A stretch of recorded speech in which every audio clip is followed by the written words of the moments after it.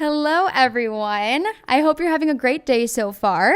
I am super excited about today's episode because my guest is my first ever follower submission guest.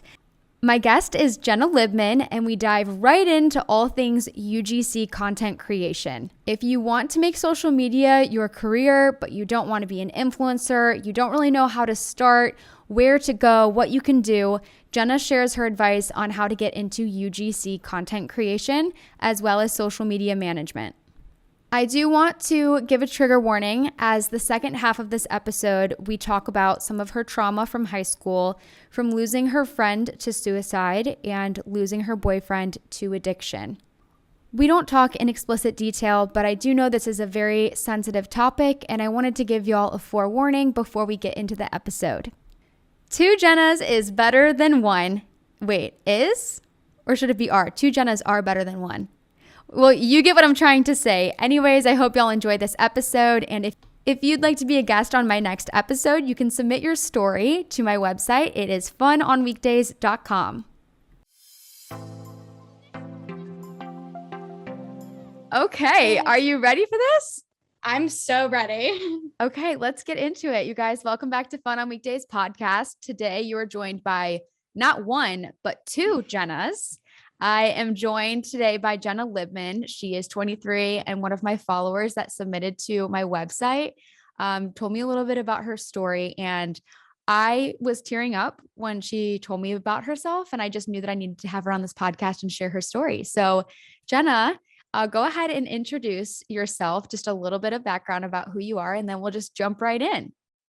Awesome. Well, first of all, thank you so much for having me. I'm so excited to be here. Love another Jenna. We are superior in the world of Jennas, but I'm Jenna. I'm 23. I graduated college at the same time as Jenna Palick in May of 2020. And I've been an entrepreneur ever since, a serial entrepreneur. And my path hasn't been the most conventional. If you want me to jump into, I guess, like my childhood and fun stuff like that. But basically, I became an entrepreneur in, I want to say 2015. I was 16 years old when I first started my clothing business. I have a secondhand clothing business. And of course, I feel like I want to say I started the Instagram, resale pages because I was one of the first ones to do it. But I started doing that and I was pretty much paying whatever bills you have at 16, which isn't very much, just fun money, I guess. That's what that money was supplying to me. And I did that all through college. I really loved it. And throughout college, I was a marketing major. And the whole time I was thinking okay, I'm going to graduate with a marketing degree, probably go to some corporate marketing 9-to-5 an agency job. But of course, COVID happened and I had to take matters into my own hands. And I started freelance social media management from there. And that's what I've been doing ever since. And I've really enjoyed it so far. And then if I want to back up even further a little bit to I guess my younger childhood, I feel like I've just always known that I've wanted to be an entrepreneur, even with that mindset of I'm just gonna get a 9-to-5, whatever. And throughout my childhood, I played video games that required me to put myself in a mindset of an entrepreneur. And from then on, from literally the age of probably 5 or 6, I was like, this is how I want to live my life. I want to be on my own schedule, manage things, and just do my own thing, run my own businesses and make my own money and just have full control of my life and my situation, whatever the situation may be. Love that. Love a little background information about you. So I don't think you mentioned it, but where did you go to college? I went to the University of North Georgia, which is in Dahlonega, Georgia in the mountains. And I'm from the metro Atlanta area. Okay. And remind me where you live currently? I live in the Atlanta area. I live at home with my parents. I moved here after, I guess, during COVID, between that couple of months between graduation and COVID. Okay. How is living with your parents while being self-employed? So I've been here for 2.5 years now, just about. And, me and my parents are cool. They treat me more like a peer than a child at this point. And they're great. Love them. However, I'm feeling a little antsy at home right now. Literally just over the last few weeks alone, I've been wanting to buy a house for a long time now. And of course, the market is what it is. And I've been struggling with that a lot, with the antsiness and the wanting to just do it. And I really don't want to rent because I feel like I'm going to throw my money away when I'm working from home and I don't really have a destination to go to. But yeah, so we're kind of in that phase right now where I'm like, okay, let's just get the ball rolling. The market is starting to slow down in Atlanta.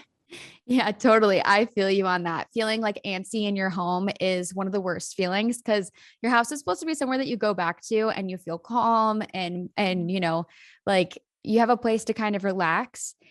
So I can imagine sharing that space with your parents is a little bit different than sharing it with maybe somebody who is your age, like in the same wavelength of their stage of life right now. Mhm. So for your job, then I know you said that you are a serial entrepreneur. So can you explain to us what that kind of means? Yes. So, serial entrepreneur, literally as straightforward as it gets, you run multiple businesses, you have multiple streams of income. And I feel like even if you have a 9 to 5, I feel like you should have multiple streams of income, no matter what that may be. Because one, you could probably find a passion in something that could make you money, and it could just be a little passion project for fun. But also, I just really don't love feeling dependent on one stream of income. And of Mhm. course, I don't really have any bills to pay that I like, I'm not trying to pay for my dinner on the table every night. But I'm thinking about, obviously, for when that time comes, I don't want to lose one social media client and then feel like I can't feed myself or pay my bills. Mhm. Yeah, that's a really good point. And so with your social media right now, you are on kind of like the opposite end where you are managing other people's social media accounts. Are you then the face of their content and everything, or you're just kind of doing like the behind the scenes? I'm mostly doing the behind the scenes, but with some of my UGC work for user generated content, there are a lot of opportunities out there. I haven't had one quite yet, but where I could be the face of like a TikTok account and just make like, 30 days, 60 days worth of content in one sitting and just be the full face. But I haven't had an opportunity like that yet. I've just been kind of making more one-off content in that regard. But as far as the management side, it's very behind the scenes. Okay, cool. So you do kind of both. So you manage their pages, but then you also create the content. And I feel like now there's this age where people don't, well, I do think a lot of people realize now, but prior to like maybe 3 years ago, this wasn't necessarily like a job. Mhm. So can you talk a little bit more about UGC content, how you got into that? And I think it's a little bit different from what I do, right? Because like my face is like my page, I guess. And so Mhm. you get to create the content and you still get to be a part of like building a brand without having to like put your own self-image maybe at risk. So can you talk about UGC and kind of, how other people can get into it and some of the pros and cons of working in that type of industry? Yeah. So I literally probably during quarantine, so I guess 2 years, 2.5 years ago, I wanted to get into influencing and pretty much do what you're doing, where your personality is kind of your brand, like you are your brand. And with TikTok and with Instagram too, I've just had the hardest time with growing my following while also posting stuff that I genuinely just want to put out there and enjoy. So, and that's a lot of pressure on you, obviously. Like if you feel like you're doing all you can and you're still not growing and things still aren't happening for you, you get a little discouraged. Mhm. But I was starting to really get into it in, I guess, January of this year. I like started using my LTK, started doing my Amazon storefront, all that fun stuff, and Okay. made pennies here and there from that kind of thing. But I discovered UGC in April, and UGC, for anyone who's not familiar with like the marketing world, UGC has been around for a really long time without even like realizing that UGC is what it is. Like you've probably made UGC for free without even realizing it. Um, Absolutely. Yes. And the fun thing about it is you don't have that pressure about, your metrics, your, putting on a presence for yourself on social media. If you don't want to be on social media, you really don't have to. There's, I'm not a huge fan of this, but there is like an opportunity to be a UGC creator without showing your face at all, like just fully, filming your hands, filming what's going on around you. I wouldn't do it that way, but it is possible. Mhm. And I discovered this world of it around April or May, I think, and it's booming right now. Like if you're in the marketing world, you've probably heard about how crazy it is right now, just on TikTok and especially on Twitter as well. It's a huge community on there. And people kind of make it seem like a get rich quick kind of scheme. And it's Yeah. very much not.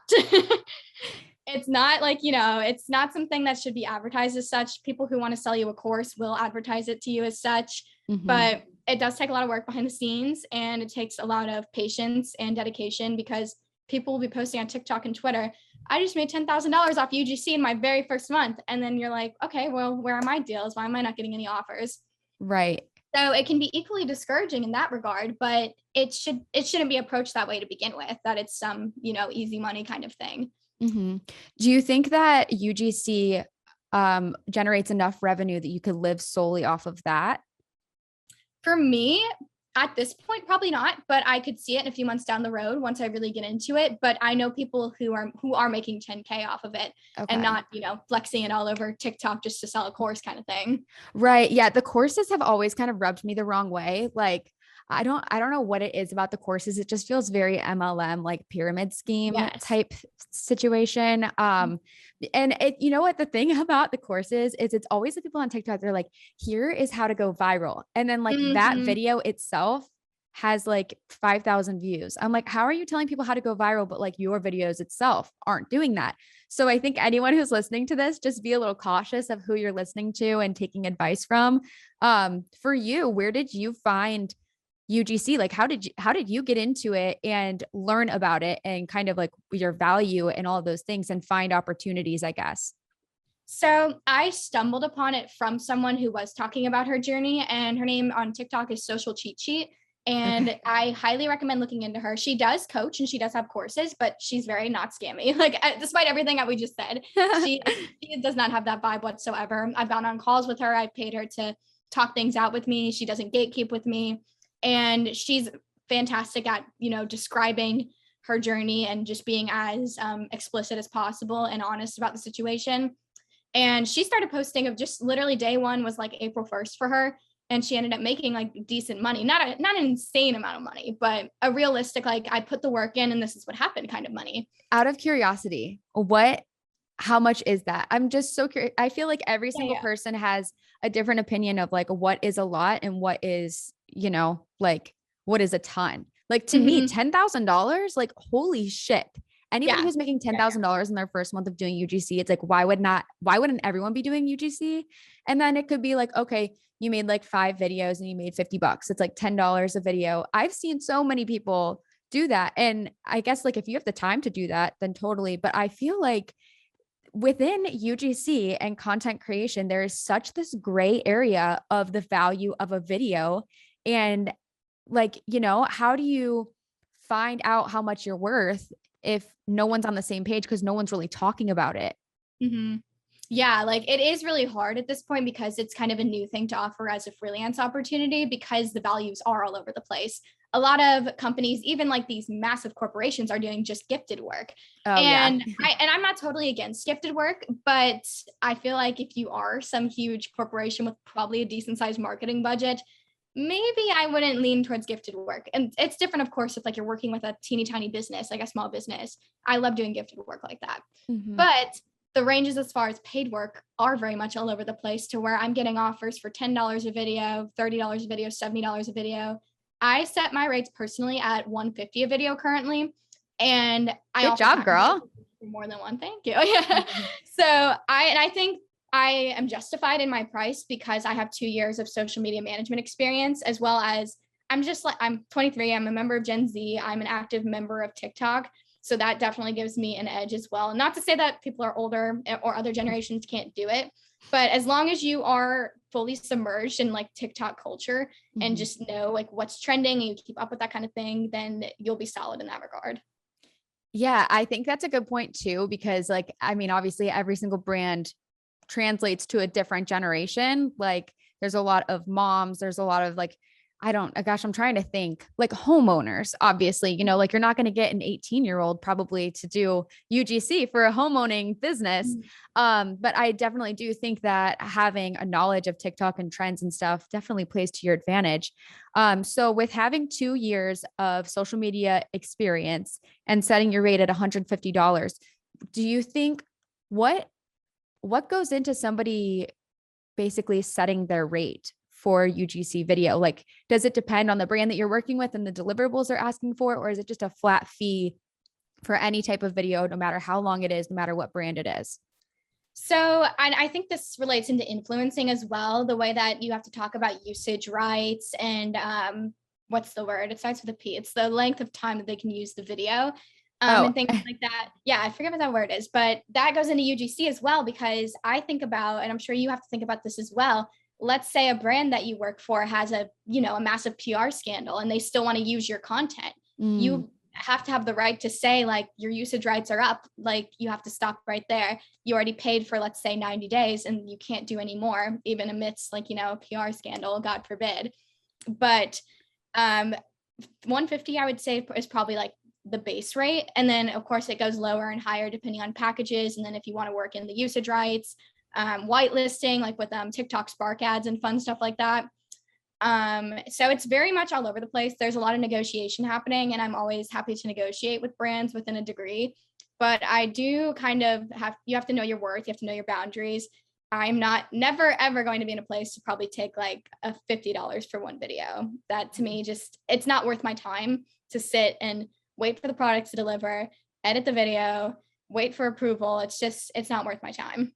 Totally. And I think as you continue to get more opportunities as well, I think that could be a really great place to start getting into UGC. Obviously, like you have to get your foot in the door somewhere. Like that's how I started too. I had never been paid for a TikTok video before ever. And I started working with a lot of small businesses. They would send me stuff and I would just mention it in videos. And then somehow over time you start getting paid. And then as you're getting paid, it's like, wait, there's just so much overconsumption in the world too, that it's like, you kind of got to pick your battles of like, do I really need this? Or, it really makes you kind of narrow down the brands that you do want to work with and what you're willing to make your value for them, I guess.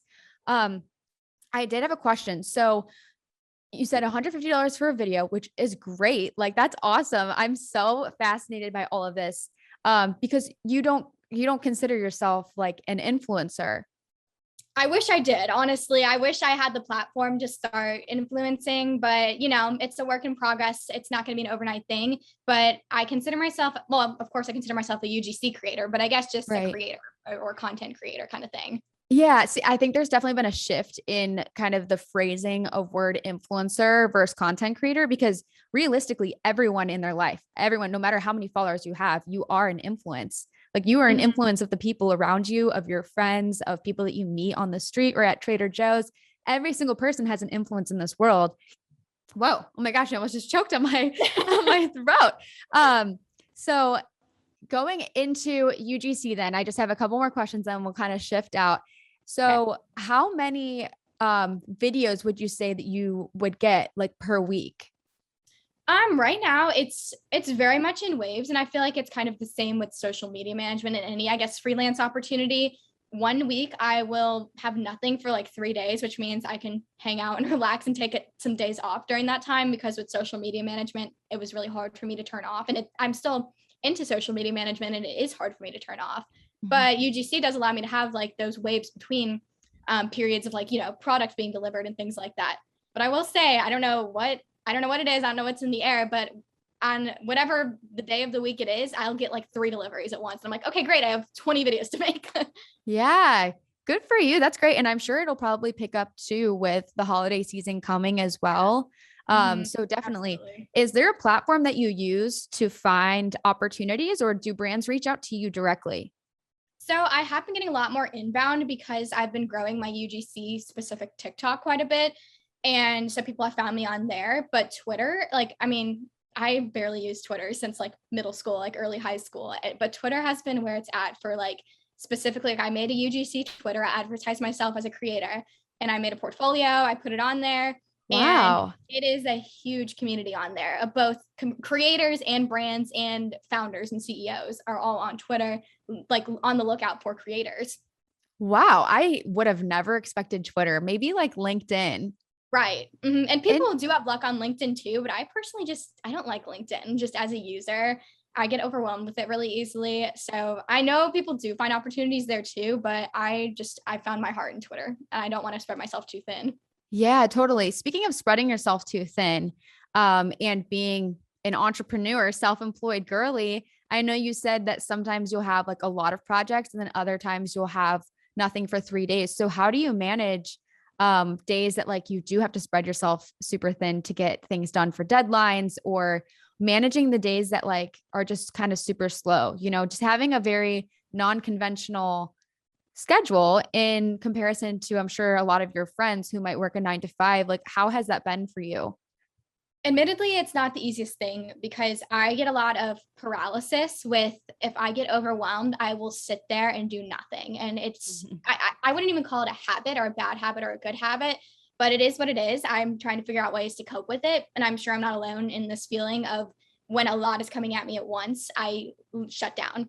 I just emotionally shut down. I can't get my work done. I can't focus, but we're working on it. And as far as like day to day, what I've been doing to try to figure it out, I'm not very good at like agendas or to-do lists and things like that either. So, Girl, I'm with you. Must be a gosh, Jenna thing. I don't know. it's a Jenna thing. It literally is. I struggle with that a lot. So, and people will look at me and think, oh my gosh, like how, again, like how do you manage it? But you're also not organized. It somehow in my brain, it makes sense. It's cluttered up there, but it makes sense to me. The system that I somehow throw together every single day. It's never the same, of course. It's never the same every day.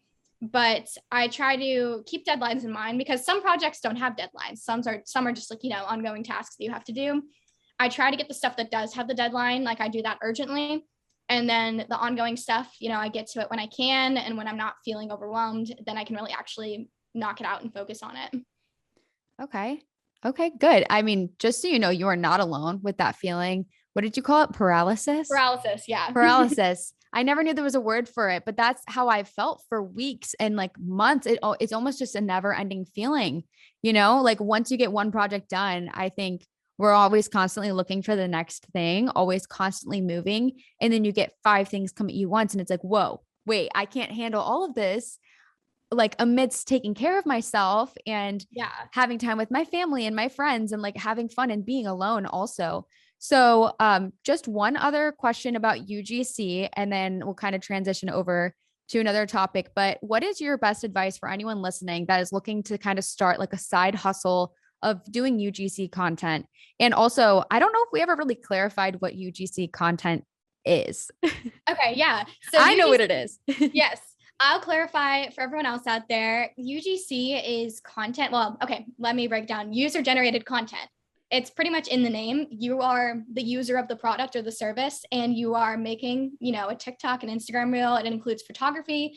It's not this high class, expensive production. Like you're not in a studio with some commercialized video shoot. It's just something like you in your home, grab any product around your home, talk about it. Mhm. And it works a lot with TikTok trends. It works a lot, with trending sounds and things like that. And just literally take 5 seconds, pause the podcast and scroll through your TikTok feed. You'll see probably at least one of them. Yeah. I mean, every time somebody picks up like a vacuum cleaner or or I don't even know, like Febreze or something, or you're scrolling and like your friend is telling you about a mascara she got, like all of those videos are technically considered UGC. And I think the really cool thing is like, if your video ever does do well, you have an opportunity then that brand might reach out to you and be like, hey, we want to repost your video. My best advice is don't ever let people repost your shit for free. Like ever, because you have no idea what they're going to do with that video. They might run that as an ad. It might generate them hundreds of thousands of dollars. It happened to me when I first started social media. Walmart reposted one of my videos of a flannel. It was like a hot pink flannel.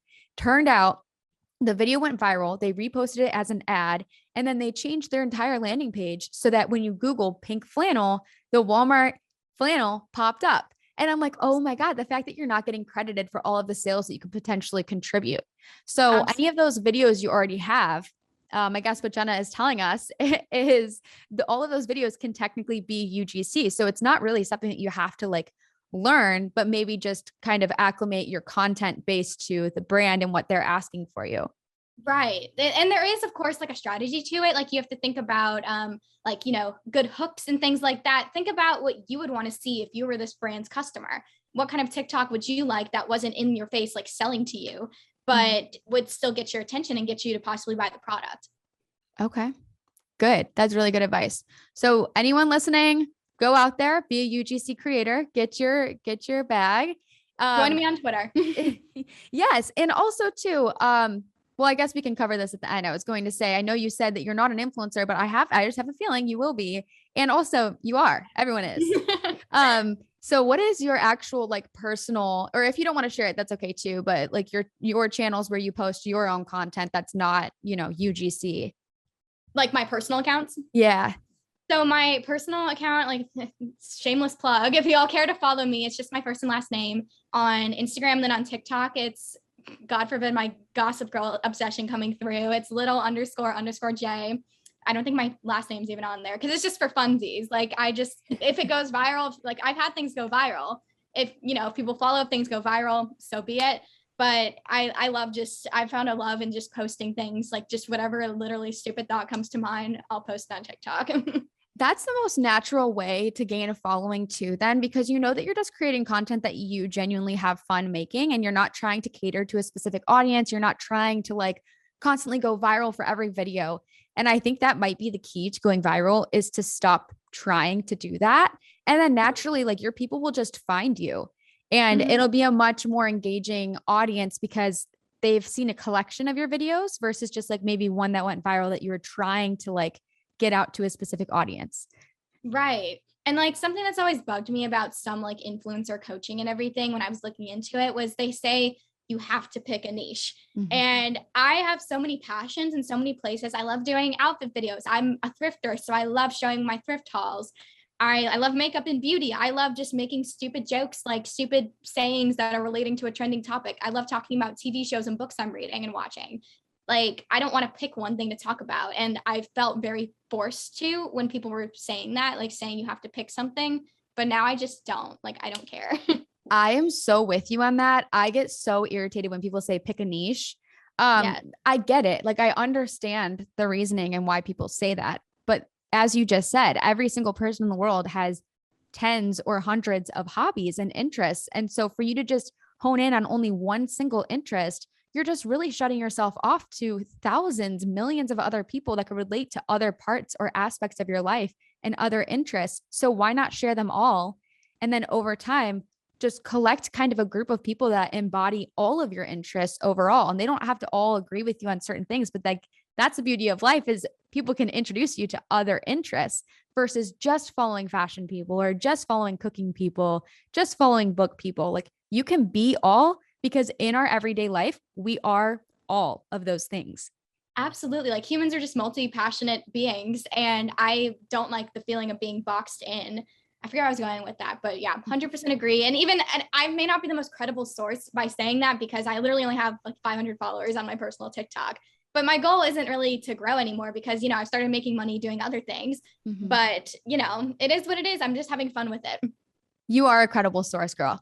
I hope so. So my last question, being an entrepreneur, you are juggling UGC, you're doing social media management. I'm sure you probably have some other side projects as well, while also living with your parents and being 23. You have been listening and following me for a while since I've started with my resume video. So I'm curious to hear from you kind of what Fun on Weekdays meant to you when you first found me and what it means to you now at this point in your life. When I first found you, it was hard at the time because it was in the middle of the pandemic. So Fun on Weekdays was the same thing for everyone every single day.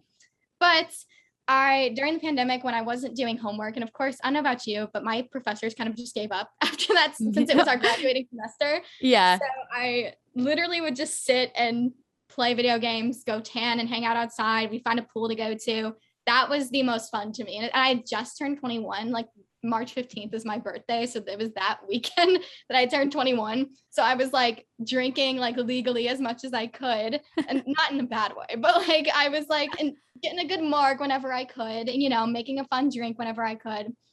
But that at the time, I guess May, June, July of 2020, that's what I was doing. But come now, I would say I guess as far as a specific activity, I love going thrifting. It lets me step away from work. I can put my phone away, and that's so hard for me to do when I'm just, if I'm sitting at home. But especially it's even better if I can bring friends with me as well. And it's literally just the best way to clear my mind. Like I haven't had the most amazing, like I take that back. Like I've had a great life over the last few years, but I've gone through some things that make me make me sad, as a normal person. And I love using thrifting as my excuse to step away, just turn my mind off. And if I'm feeling, I don't want to use the word depressed because I'm not diagnosed or anything, but if I'm feeling upset about something, I can just fully step away from everything and just go thrifting. Yeah, absolutely. It's also a creative outlet too. Absolutely. And of course I can make money off of it with my clothing business. So even better. Okay, cool. Do you feel like it's hard living with your parents to kind of like have fun? Do you feel a need to kind of tell them what you're doing all the time or ask for permission, or like do you ever feel guilty to leave the house, or, kind of prioritize yourself at this stage in your life when, obviously I'm sure you care about your parents, you probably want to spend time with them, but also like kind of put yourself first sometimes.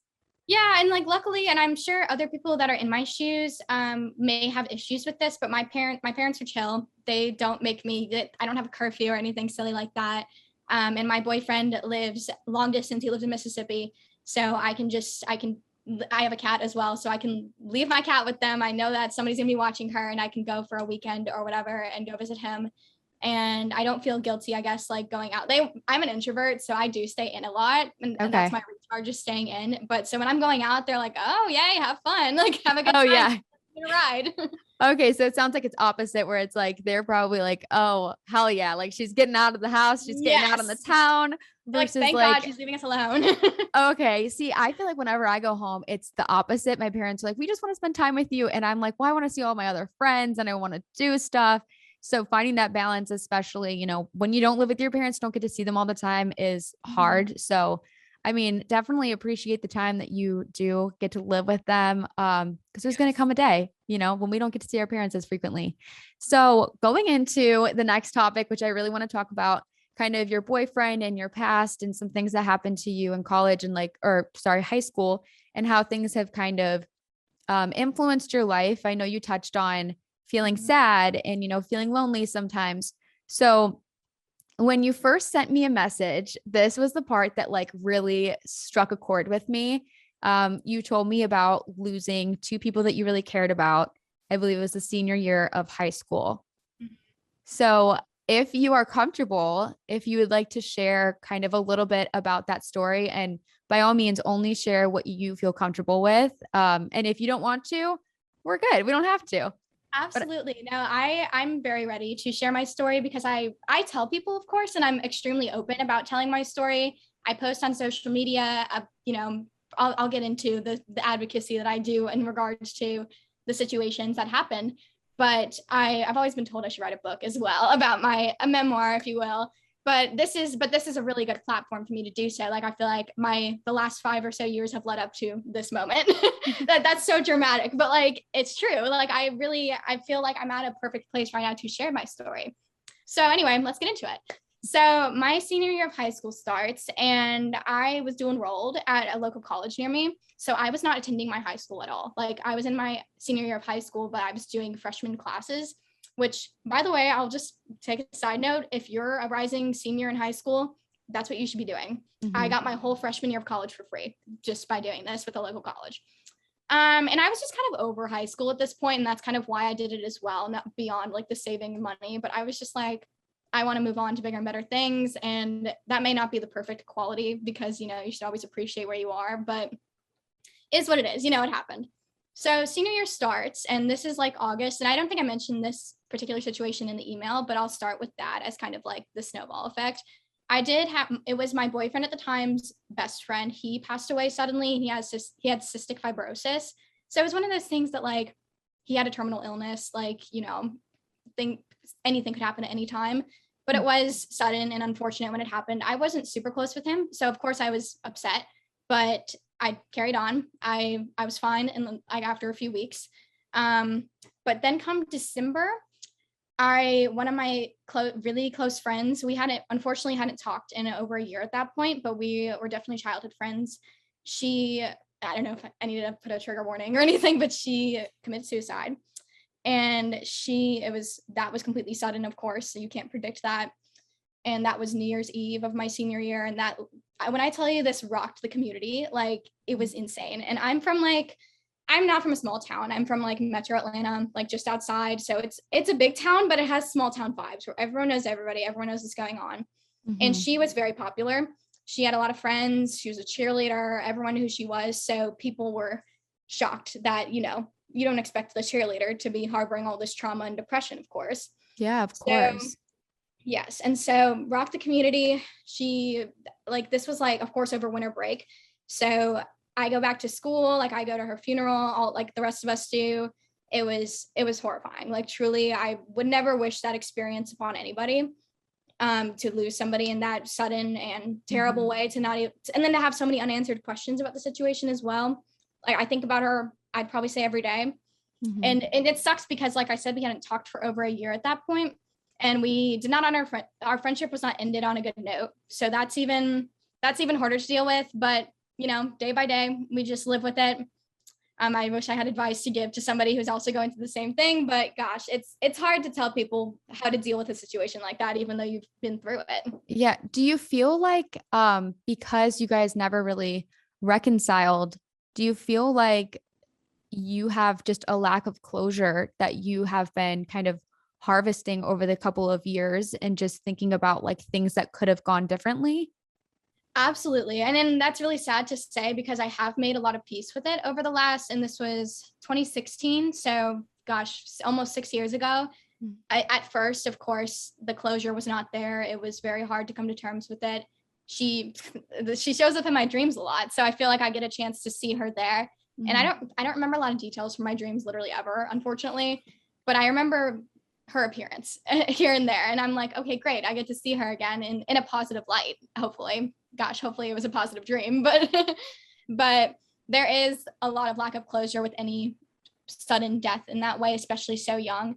And of course, I could always say I have regrets or wish that things went another way, but there's no use in having those kind of regrets. It would hold me back a lot more than I feel like I am. That's a really good outlook to have on it. I think, especially when something so tragic happens, I'm sure, and I cannot speak to my own experience. I'm very grateful that I've never lost someone close to me in this way. To look back and just constantly think of like the guilt of, I should have texted her, I should have called her, or I should have hung out with her one last time, and to not fixate on the guilt, but to look forward. And I think seeing her in your dreams is probably a sign of, she's doing better, and she's, like thinking about you, and she wishes you well as well.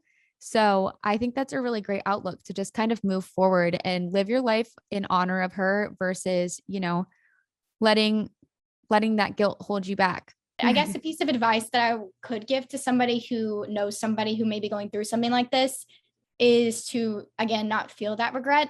But I have to remember, especially about my specific situation with this friend, that she had a ton of trauma and horrible experiences in her childhood that me as like a fellow 16, 17-year-old girl, there's no way I could have relieved her of this trauma.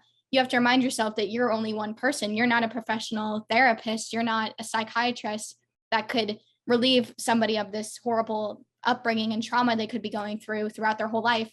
And then even worse, if you didn't know about these things till after the fact, they probably made it that way on purpose. And there's nothing you can do. And as terrible as that sounds, like there is stuff you can do. You can be there for them as much as you can, but there's only so much power you have, and you have to remind yourself that if you ever feel that kind of guilt.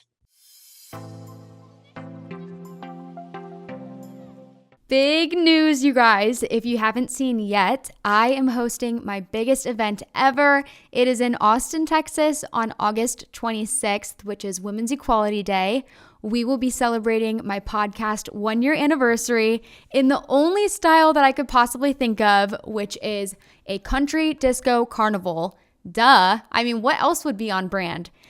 Tickets are on sale in my TikTok and Instagram bio, as well as my Facebook group. Country disco attire is encouraged. It is not mandatory, but think cowboy boots, sparkles, patterns, pink, orange, silver, metallics. If you need any outfit inspo, I have created a Pinterest board that is linked within the tickets, and I've also linked a bunch of options on my Macy's landing page, which is macys.com/FOW. Again, don't feel the need to buy anything new, but if you are, make sure you get a good deal. Head over to Macy's. Again, macys.com/FOW, and I will see you guys on August 26th. So March of 2017, I had just turned 18, and our prom, my high school prom, was the following weekend. And I had been dating my boyfriend at the time for almost 2 years at this point, and he was deeply struggling with addiction for I would probably say a lot of his teenage life.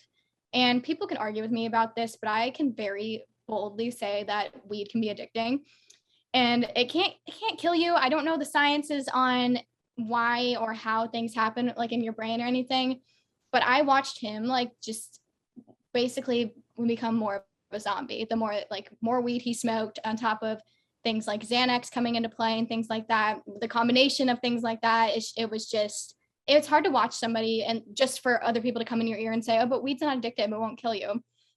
But that was the easy part, I guess, of the situation. And it got harder further into our relationship, probably I would say 6 months before he passed away, when he got into hard drugs like heroin and things like that. So, and people always ask me as well, like, were you aware of things like that going on for the time period it was going on? And I very much wasn't. And addicts in general and people who have addiction, they keep their loved ones very out of the loop because sometimes they feel ashamed of it, and they know that loved ones could judge them for something like that. And knowing me, knowing my 18-year-old self, I probably would have been judgmental of it. So he was right to keep me out of the loop. But he was starting to dabble in drugs like that probably 6 months before he died. And I really don't know too many of the details in between because he kept that side so far away from me. And then come March, come my prom night, he is an absolute zombie. Something in my head was telling me something was wrong, but I couldn't put my finger on. Like, he was so off. Something about him is just not right. He physically looked like sickly. And it's terrible, obviously, to see someone you love go through something like that and then not know why, because obviously I didn't know the full situation that was going on. The next day, he calls me and he was like, and I was actually not happy with him because of the way he behaved on prom night, because I thought he was being a bum and he just didn't want to go to prom. But he calls me and he was like, hey, like, everything okay? Like, are you still mad at me? And I was like, nah, like, let's hang out later. Call me later. And that was that. And he overdosed that day and he didn't wake up from it. My goodness. So I'm so sorry. I'm so sorry. It's okay to not have the right words to say because most people don't. So, and I have a layer of dark humor with me as well. So if I ever make a joke that comes across a little strange, you can stop me. That's okay. You know what? Humor is a lot of people's coping mechanisms. And It is. I know, at least for me, when I get uncomfortable or I get like a little vulnerable or I feel like I'm sharing a lot about myself, I go back to humor as well, because sometimes being serious and being emotional is difficult for people. Absolutely. It's very difficult for me. Yeah, I'm sure that was incredibly, incredibly hard for you to have two people in your life, to lose two people like so close to one another and at such a young age. Like, how has their loss affected your life and kind of what you do now and your outlook on life? Well, and I go back to even just emailing you to begin with. I'm not sure even why I felt compelled to even just tell you these stories, but I feel like it all ties in obviously with my life and my business, because when he passed away, I knew nothing else but to submerge myself in my business. Like, and at that point I wasn't doing social media management yet, but I just had my little clothing business, and I literally had like the best financial months of my life at that point because that's all I knew what to do. I was like, I don't know what else to do. I can't. And unfortunately, I will say this was a bad call on my part. I never like took days off of school or work or anything, and that was not smart. But and nowadays, if something like that happened to me now, I would absolutely take my time and grieve properly. But I did fully submerge myself into my work, got my schoolwork done as needed. I was failing college econ at the time. I don't blame you. It's so hard. I was not good at it either. It almost took me out. It was the hardest class for no reason. But I turned in a test that next week with tears on it because I was crying mostly about how I was failing and I didn't have time to study because I was grieving. And obviously that is such a toxic mindset for yourself to be in. And I wouldn't wish that kind of mindset upon my worst enemy either. But I turned on a test with tears on it, and I explained to the professor, I'm sorry, I can't finish this test. Not only am I failing beforehand, but I'm going through this and that. And he was like, it sounds like you need to get some help. I was like, yeah, you're probably right, but here's my test. I can't finish this. And so I highly recommend if you ever go through something like that and you feel like you have to keep pressing on, please take some time off. Like, gosh, give yourself time to process and grieve properly, get into therapy, talk to people, like surround yourself with people who love you. Like, there's no reason why you should feel compelled to keep going when you go through something so traumatic, especially at a young age. Mm-hmm. Did you feel like it was difficult to ask anyone for help? Um, Absolutely. I'm not an emotional person. And again, that's why I'm like, I don't know why I felt so compelled to just dump this on you, but I just felt like my story, like this was my time, like after all these years of, people hearing my story, me glossing over some details on social media. But it's obviously hard to communicate those emotions when you're just, I don't want to say I'm not an emotional person because that's not true, but I don't know. I've always thought of myself to be not a very sensitive, like a very strong person and a brave person. So when you have to feel those feelings that make you feel weaker, it's kind of hard to do. Definitely. I mean, it makes you want to put off your feelings and just resort to what you know, with which, like you said, was you put your grief kind of into hard work and like never taking time off and really funneling that energy into your business. And of course, it did pay off financially, but how did Right. that affect you emotionally? Because, one thing that I think anyone can tell you at any age is that money really, well, I mean, I don't know if anyone will tell you this, but I feel like money doesn't always equal happiness. Like, of course, yes, money buys you things and it can help you be happier, but it's not full happiness and full fulfillment and full like healing. So how did that kind of translate for you? Well, it actually kind of changed my mindset on that perspective because at that point, when I hadn't really, like, I've never really had any relatives die that I was close with or anything of the sort. So to me, money was happiness. My business succeeding was happiness. So when that was going on and I still was unhappy, that kind of was a wake up call to me to like, obviously there's more to life than money. And of course, financial security is a very happiness fulfilling thing. But it's not like I had bills to pay at the time. Like I wasn't sitting there, trying to pay my rent or whatever. I was just trying to pass high school at that point. Right. Yeah, almost kind of like a distraction, Yes, it because definitely was.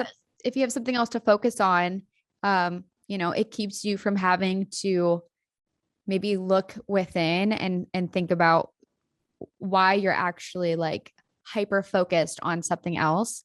Um, so after all of that, were you able to find somebody to kind of confide in and be able to talk about your emotions with and everything?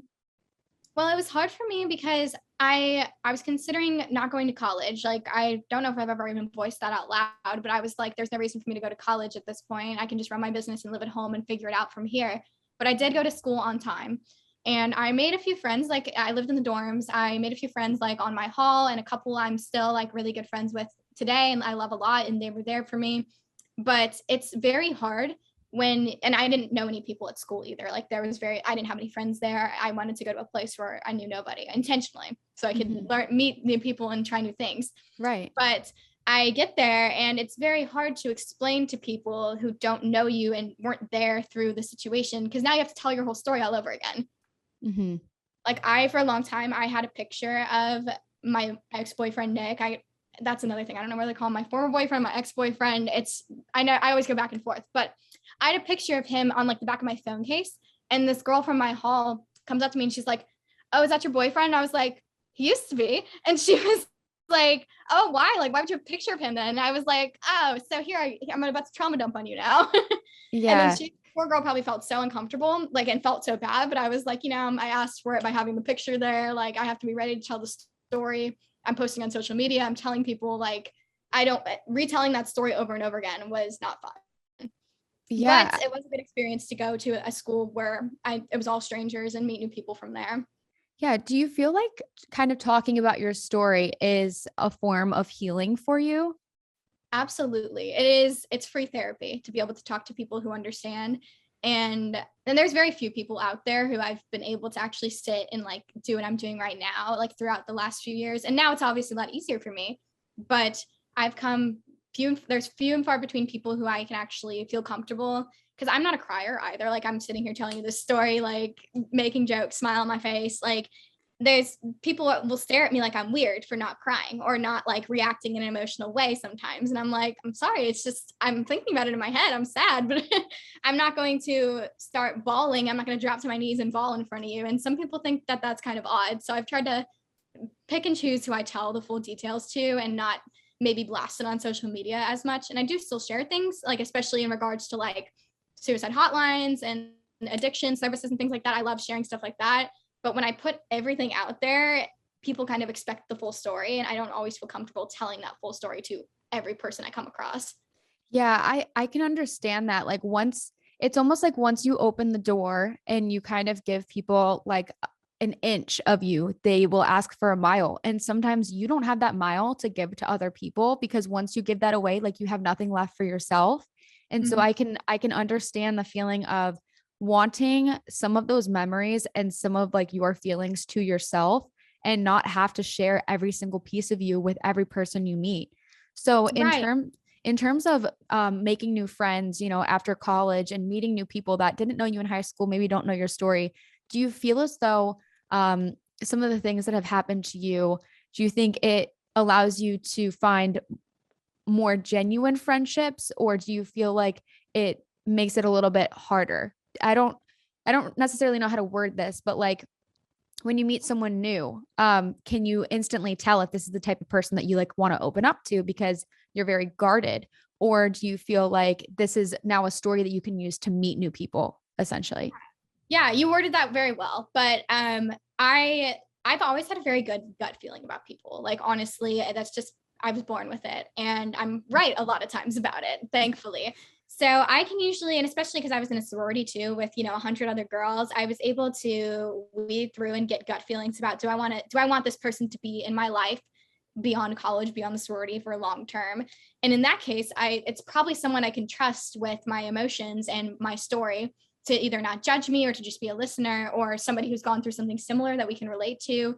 Mm-hmm. And I've always had a simple time with that I don't know if everyone else has in a similar situation, but because I have such a good judge of character, I'm very much able to weed through like the surface level friendships, I guess.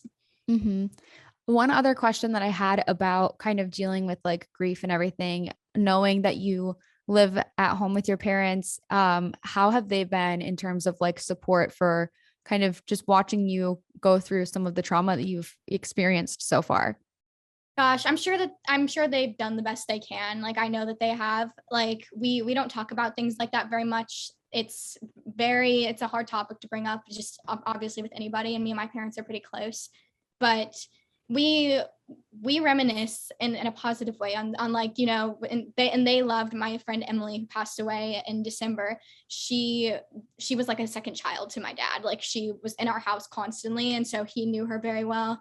They knew my boyfriend obviously very well over the prior 2 years, but especially with Emily, like that definitely hit them as grief way closer to home. So they were obviously grieving on their own too, and then probably grieving the fact that their child is losing so much innocence. I mean, I'm Right. not a parent, so I can't assess what that's like to go through, but that's probably got to be hard on a parent as well. Yeah, absolutely. And I feel like there's probably some type of unspoken support of living with people who actually knew the people, you know, like they knew the friendship and the relationship that you had with these people that you loved and like lost. And so I feel like even if y'all haven't had a very formal conversation, I'm sure they've seen like the hurt and the pain that you've gone through over the years, and to live with people that understand that so you don't feel the need to have those conversations and talk about your emotions. I'm sure that's also probably a sense of, like comfort as well. It is like it's comforting to me as like I've said, I'm not the most like sensitive, like emotional person. I don't want to feel the need to unpack this, every time something happens. Right. The unspoken thing is very comforting to me. hmm Well, I also want to say that I am very honored that you chose to share it with me. I know that you said you don't really open up to many people. So the fact that you felt comfortable coming to me and that you sent me the message means the world to me. And I just want you to know that your story will touch thousands of girls that listen to this podcast, and people. I shouldn't even say girls, but just thousands and thousands of people. And just having conversations that I'm sure a lot of people feel alone and like no one can relate to them. And I'm sure hearing your story will make them feel like a little bit more heard. So to kind of wrap things up, it sounds like you are happy now. You have your businesses that are thriving, and you mentioned that you have a boyfriend. I do. That's shout out to John Michael if he's ever going to listen to this. But yes, we've been dating for almost 2 years now, and he's been my only boyfriend since the situation. And despite everyone else telling me like it's time to get back out there, I was like, I'm going to do this on my own time. I'll figure it out. And I've never been the kind of person to look for like a boyfriend or look for friends or whatever. I guess I'm just lucky that people usually come to me, but the situation opened itself up to me. And so we've been together for the last almost 2 years now. That's great. You just have a good energy. People just are attracted to you. I mean, just like me, I'm like, I have to have this girl on here. I can just tell by your words, just the way that you wrote your message to me. I was like, I can just tell that she's going to be great. She has an awesome story, and I could just tell your like character and charisma through your words. So it's not surprising to me that that he came to you, and same with your friends. So y'all are long distance. How is that going? It's been 2 years, right? Well, he's only been long distance since May. Okay. He's lived nearby for the prior, I guess, 1.5 years, but he's in the military, so that's fun. But we're very independent people, which is perfect for me because I've always been very independent, and I'm an introvert as well, so I recharge in my own space. And I feel like he can tell me I'm wrong when I say this, but he's very similar as well, where we both appreciate our space, and we've never felt like overwhelmed with each other's presence, but even just having the distance between us is like, I'm not going to call it a good thing whatsoever, but it's healthy for us in a way too, to have that space, because then I can go visit whenever I want. He can come here whenever he wants, and the way that things figure out in the future, we'll play by ear, day by day. Yeah, I say this all the time, but I get so many messages of people asking me like for advice on long distance. And I think if you are two secure, independent people, and like y'all have, great lives outside of each other, then long distance can be, like you said, it can be a good thing. It allows you to grow and build something for yourself and not have to rely on another person. And so, if you guys ever do like go your separate ways, like you're not losing every part of yourself, because you have every part of yourself. You're just kind of emphasizing it when you are together with your person. Exactly. Yeah, we're both the same way in that regard, which is why I think we make a great couple. And that's what other people have told me as well, that know both of us. They're like, yeah, if y'all are killing long distance, like you're doing just fine. And he lives by the beach, so it's just a beach trip anytime I want to go. Yeah, there you go. Free vacation. Oh my gosh. What beach is it? It's in Mississippi. I don't know if I can say because he's military. I don't know if I can say the location, but it is beach. So that's great. All right. Well, what's it called? Couples trip coming up. Yes. Oh my God, I would die. Yes. We'll do a double date to the beach in Mississippi, whatever beach it is. So last thing, kind of after, my podcast is called Fun on Weekdays, which can mean something different to everyone. It could mean like going on a walk or getting your nails done or whatever. But the deeper meaning behind Fun on Weekdays to me was that I didn't want to waste a single day of my life that I wasn't doing just one thing that made me happy, that brought me joy. And I didn't want to wait for, an anniversary or a weekend or a specific moment to celebrate little wins in my life. And so based on, what's kind of happened to you over the past few years, how has Fun on Weekdays kind of related to your life and what you've gone through? Yeah. So, and I love everything about Fun on Weekdays because without even probably realizing or verbalizing it, I've probably lived a similar way, even before and after like my life situations. But I will say today, and I've got a cat in March for my birthday. Any day I spend with her is a fun day. Like any day I can just relax, put on a comfort show and hang out with my cat. Or one of my childhood best friends also lives at home and lives up the road from me. If I can call her over, we can have a movie night with my cat and we could have just a girls' night. That to me, and no matter what day of the week it's on, that is such a fun day to me. And that is so and then of course, like when I say this friend or any of my other like really close friends, I don't feel like I'm using my social battery to hang out with them either. So when I say I'm an introvert, I have to recharge. I invite people over and I hang out with people that don't make me feel like I'm like using my battery. And to me, that is the perfect evening, the perfect day. That's a really good point. There's like a lot of people in the world that you are with them for an hour and you're like, wow, I feel drained. And then there's Yes. people that you're with and you kind of feel like recharged. So the importance of finding those people, I'm sure plays a huge role. And I'm sure also just losing people as well gives you a different kind of mindset of, any day you could lose any single person in your life that you love and care about or yourself. And so like, why not make the most of every single day? And, I don't Yeah, know where I was going I there. agree. Yes, perfect. No, it's exactly what I was thinking. It's the mundane things. It's the day to day of like, let's just hang out and watch like The Bachelor. Like, let's have a girls' night. Let's go out and get a drink. Like, it doesn't have to be an occasion to do stuff like that. And again, like any day I hang out with my cat for like 30 minutes out of the day. If I just need a detox from work and I just want to sit and put my phone away, that is serene to me. I feel you. I need more serene moments. I think we all need more serene moments in our life. Yes. Um, Especially right now, I feel like it's back to school season. I know a lot of people are in college or just like, even if you're not in college, back to school season, for whatever reason, I am still affected by it, even though I'm not in school. Like, tell me why I'm stressed out. I don't know. Literally.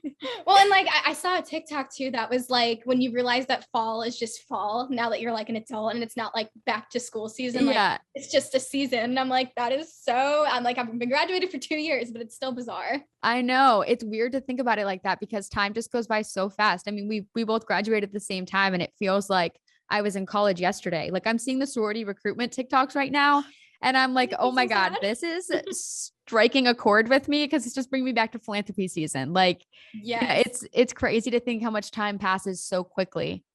Yes, I agree. And well, and for me, because I was in a sorority as well, and we did recruitment in the winter time. So every year, like I would have recruitment, I'd see everyone going through it in August. And I'm like, all right, when's our recruitment time? Yeah. Like it's time will come. So come January, when I see all of the girls from my school doing it, I'm gonna feel the same thing of like, oh, I kind of wish I was there. Yeah, it's that sense of FOMO, just looking back and being appreciative of the times that you had, but also like we're in a new stage of our life where we have so many things that those girls that are in college right now in your sorority are looking forward to being able to have the chance to do what you're doing right now. So I always try to remind Absolutely. myself whenever I'm like, oh man, I really wish I was doing that right now. I'm like, you know what? They're probably thinking, man, I wish I was doing what she's doing. So Mm-hmm. There's pros and cons to every situation. The grass is always greener. So I guess if you just appreciate like wherever you are right now, I feel like you will be smooth sailing. love that.